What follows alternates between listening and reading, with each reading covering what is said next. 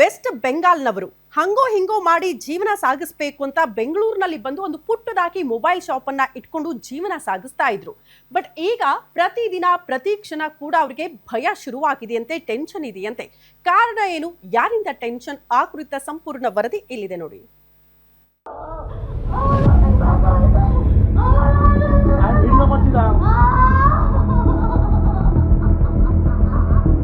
ಹೀಗೆ ರಕ್ತದ ಮಡುವಿನಲ್ಲಿ ಕೂಗಾಡುತ್ತಾ ಅರ್ಚಾಡುತ್ತಿದ್ದಾರಲ್ಲ, ಈಕೆ ಹೆಸರು ಮೀಮಾ ಬೇಗಂ. ಆ ಕಿಡಿಗೇಡಿಗಳ ಅಟ್ಟಹಾಸಕ್ಕೆ ಈ ಹೆಣ್ಣು ಮಗಳು ರಕ್ತ ಕಣ್ಣೀರಾಕಿದ್ದಾಳೆ.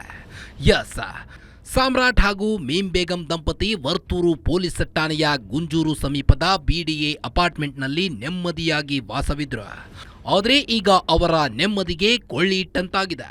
ಕಳೆದ ಶುಕ್ರವಾರ ರಾತ್ರಿ ಮನೆಯತ್ರ ಬಂದಿದ್ದ ಸಂತೋಷ್ ಅಂಡ್ ಮಂಜು ದಂಪತಿ ಏಕಾಏಕಿ ಹಲ್ಲೆ ನಡೆಸಿದ್ದಾರೆ. ಜೊತೆಗೆ ಸಾಮ್ರಾಟ್ ಧರಿಸಿದ್ದ ಗೋಲ್ಡ್ ಚೈನ್ ನ ಎಗರಿಸೋಕೆ ಯತ್ನಿಸಿದ್ದಾರೆ.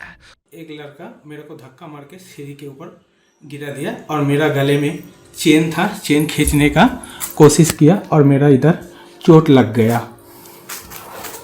चोट लगने के बाद मेरा बीबी जब उठाने का कोशिश किया, मेरा इधर ही बीडी अपार्टमेंट में मंजू नाम का एक लड़का है, वो आके मेरा बीबी का इधर उसके हाथ में कुछ था, इधर मार दिया. मारने के बाद बहुत खून बहा.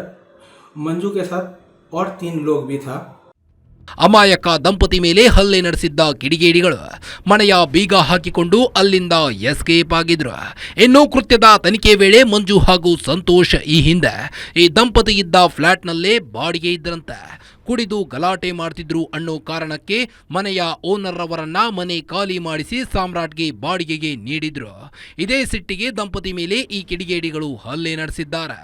तो इधर किसके लिए ऐसा बोल के मेरे हस्बैंड के साथ एक दो बात करके मेरे हस्बैंड के इधर के गला में चेन था, वो चेन पकड़ने के लिए ऐसा कर दिया और मेरा हस्बैंड सीढ़ी के ऊपर गिर गया. वो टाइम में मैं मेरे हस्बैंड को उठाने के लिए उसको ऐसा कोशिश किया. वो लोग को हाथ पे कुछ भी था, वो क्या कर दिया, मेरे को इधर मारने के लिए कोशिश किया कि क्या कर दिया पता नहीं, इधर मार दिया. वो टाइम में मेरे को इतना खून आ रहा है. मैं सबको हेल्प बोल रहा हूँ, हेल्प करके इतना चिल्ला रहा है. ಸದ್ಯ ವರ್ತೂರು ಪೊಲೀಸ್ ಠಾಣೆಯಲ್ಲಿ ಎನ್ಸಿಆರ್ ದಾಖಲಾಗಿದ್ದು ಆರೋಪಿಗಳಿಗೆ ಸ್ಟೇಷನ್ಗೆ ಬರುವಂತೆ ಸೂಚಿಸಲಾಗಿದೆ. ಒಟ್ಟಾರೆ ಕುಡಿದು ಮನೆಗೆ ನುಗ್ಗಿ ಈ ರೀತಿ ಗಲಾಟೆ ಮಾಡಿದ್ದಲ್ಲದೆ ಹಲ್ಲೆ ಮಾಡುವುದು ಎಷ್ಟು ಸರಿ? ಪೊಲೀಸರು ಈ ಪೋಂಡರಿಗೆ ಸರಿಯಾದ ಪಾಠ ಕಲಿಸಬೇಕಿದೆ. Girish, crime bureau, guarantee news, Bengaluru.